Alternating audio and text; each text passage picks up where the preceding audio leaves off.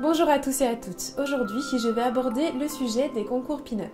Vous m'envoyez beaucoup de messages pour avoir mes conseils sur votre future participation à un concours pin-up, que ce soit en France, en Belgique ou dans d'autres pays. Je vais donc aujourd'hui vous parler de ma propre expérience des concours pin-up et mes conseils pour vous aider à affronter cette expérience au mieux. Je vous rappelle que cette vidéo est en collaboration avec le webzine Pulp sur www.culturepinup.com. N'hésitez pas à aller y faire un tour, vous verrez que c'est bourré de bons plans, d'astuces et d'histoires de l'univers pin-up. Donc si vous êtes passionné par celui-ci, n'hésitez pas à aller le voir, je suis sûre que ça vous intéressera. Pour commencer, je vais vous parler de mon expérience des concours pin-up.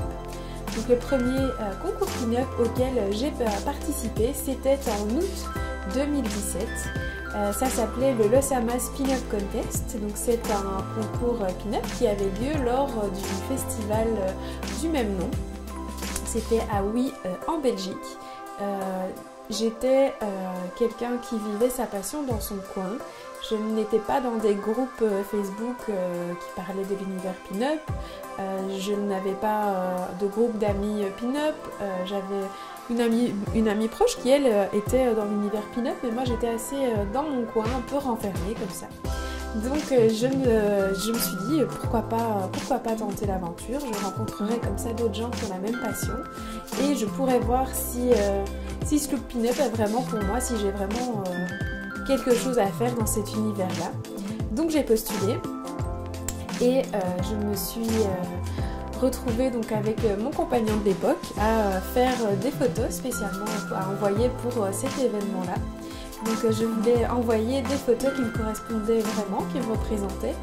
Donc je vais vous les montrer ici. Donc, ce sont des photos que j'aime toujours autant. Elles me représentent, elles sont douces et fraîches. Donc je voulais vraiment envoyer quelque chose qui me plaisait vraiment. Donc j'ai envoyé ces photos-là et j'ai été reprise par le jury de ce concours. Quand j'ai appris que j'étais prise, j'y croyais pas trop. Et je me suis dit, mon Dieu, qu'est-ce que je vais faire? Comment est-ce que je vais m'habiller? Comment est-ce que je vais affronter ça? Comment est-ce que je serai prête à temps? Et je devais, comme dans tous les concours, on doit se coiffer, se maquiller, s'habiller, etc.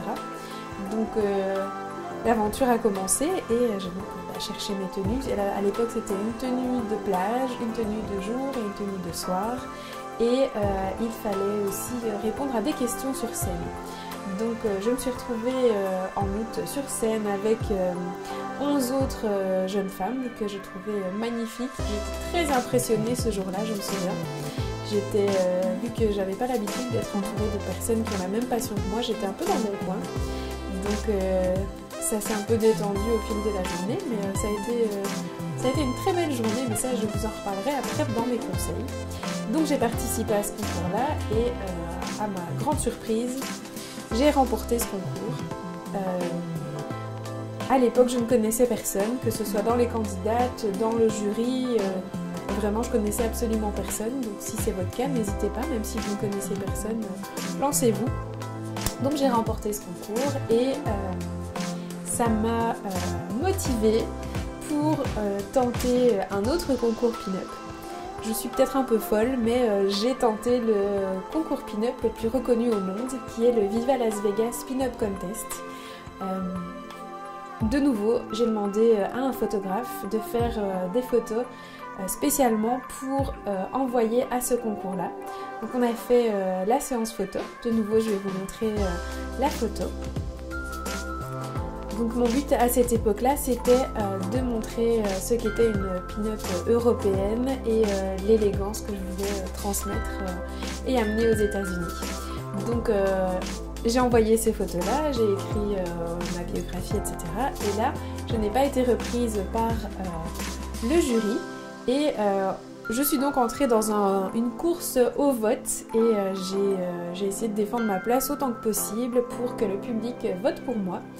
Et de nouveau, grande surprise, j'ai été dans les 6 personnes reprises pour ce concours. Donc de nouveau, le grand choc est de me dire, bon, maintenant je dois aller à Las Vegas et je dois me préparer pour le concours à des milliers de kilomètres d'ici et dans une autre langue avec des gens que je ne connais de nouveau absolument pas. Donc, de nouveau, gros stress. Mais je vais vous donner mes conseils après comment je me suis préparée. Donc je suis allée à Las Vegas, j'ai participé à ce concours et j'ai remporté le prix de la plus belle garde-robe. Donc c'était, je crois que c'est un jour que je n'oublierai jamais de ma vie. Une très très belle expérience. Donc voilà, donc les 2 concours pin-up que j'ai fait. Dans les 2, j'ai eu la chance de remporter un prix à chaque fois. Et ça a été vraiment une très belle expérience de par les rencontres que j'ai faites, de par tout ce que ça m'a apporté en confiance en moi et vraiment ça a été de très très belles expériences. Donc voilà pour mon expérience des concours pin-up. Alors donc j'ai participé à 2 concours pin-up. Je vais à présent vous donner mes conseils pour vous préparer à un concours pin-up, donc ce que moi j'ai fait et ce que maintenant j'ai acquis comme connaissance à force d'être dans l'organisation ou dans le jury des concours pin-up. Donc c'est pour un peu vous donner des conseils de ce qu'un jury peut faire attention lorsqu'il est jury du concours tout simplement. Donc c'est le jury que vous devez convaincre. Donc je vais vous donner mes petits conseils. Le premier conseil, c'est de bien préparer vos tenues. Si vous avez une tenue de jour, mon conseil, ce n'est pas de porter une tenue que vous portez tous les jours, mais d'améliorer vos tenues tous les jours et d'en faire une tenue de jour qui soit waouh. Donc pour ça, moi je vous conseille de bien travailler les accessoires que vous allez mettre avec vos tenues. Donc pensez chapeau, fleurs, bijoux, gants, sacs, chaussures. Essayez vraiment d'avoir un look fini et complet pour le concours auquel vous participez. Un jury va regarder vraiment la tenue et l'accessoirisation. C'est vraiment très important. C'est là que vous pouvez mettre les touches qui représentent votre look et votre personnalité.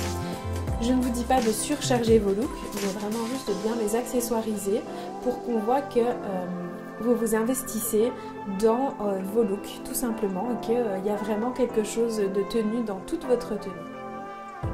S'il s'agit d'un look du soir, essayez vraiment de mettre vraiment le maximum que vous pouvez. Une tenue de soir, ça doit vraiment être waouh. Pensez à Jessica Rabbit en tenue de soirée.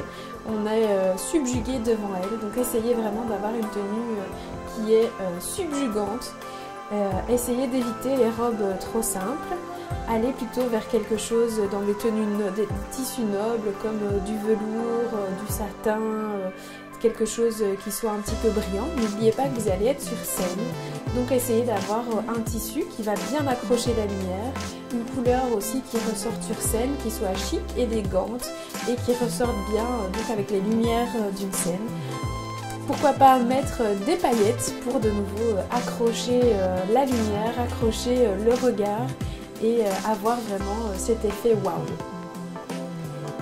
Si vous faites une tenue de plage, de nouveau pensez bien aux accessoires. Donc quand vous allez à la plage, je ne pense pas que vous mettez des talons aiguilles, donc pensez à des chaussures qui soient des chaussures de plage, par exemple des compensées, des espadrilles, des chaussures qui soient élégantes, qui vous affinent, mais qui soient vraiment adaptées à la plage. Et pareil pour les accessoires, donc un joli panier, un joli sac fleuri. Vous pouvez pourquoi pas prendre un essuie de plage avec vous, mettre des fleurs dans vos cheveux, un turban, il y a vraiment 1000 options. Vous pouvez regarder des photos d'époque par exemple ou des films d'époque pour vous inspirer pour vos tenues, pour vraiment avoir quelque chose qui soit authentique et qui ait un rappel, que ce soit à l'histoire ou à des pin-up contemporaines, mais qui est vraiment, si on vous demande pourquoi vous avez choisi vos tenues, que vous ne disiez pas juste je la trouvais belle, je la trouvais jolie et elle me plaisait. Pensez à avoir une petite anecdote à raconter sur vos tenues, par exemple dire que la cape que vous portez, c'est la cape que vous aviez à votre mariage, ou essayez vraiment d'y ajouter une personnalité et pas juste quelque chose que vous avez acheté et que vous avez trouvé joli. Dans la plupart des concours pin-up, vous allez avoir des questions qui vont vous être posées. Alors, les questions, c'est très important parce que ça permet de montrer à un jury votre personnalité, votre culture et votre implication dans votre passion de la culture pin-up et de ce que vous êtes comme pin-up au quotidien. On ne demande pas que vous soyez habillé en talons aiguilles et robe crayon au quotidien, mais que cette passion ne soit pas juste un amour des jolies robes, mais qu'il y ait une recherche derrière. Donc par exemple, sachez ce que veut dire le mot pin-up, sachez d'où viennent les vêtements que vous achetez, pourquoi on porte un jupon, pourquoi on ne montre pas son jupon, pourquoi il est important par exemple d'avoir une jolie coiffure ou d'où vient le rouge à lèvres rouge. Tout ça c'est important et ça fait partie de la culture pin-up et de ce qu'un jury va remarquer. Pensez aussi à bien montrer votre personnalité lors des questions. Par exemple, si on vous demande, comme je le disais, pour toi, qu'est-ce qu'une pin-up ? Vous pouvez parler de la définition de la pin-up et de rajouter ce que c'est pour vous.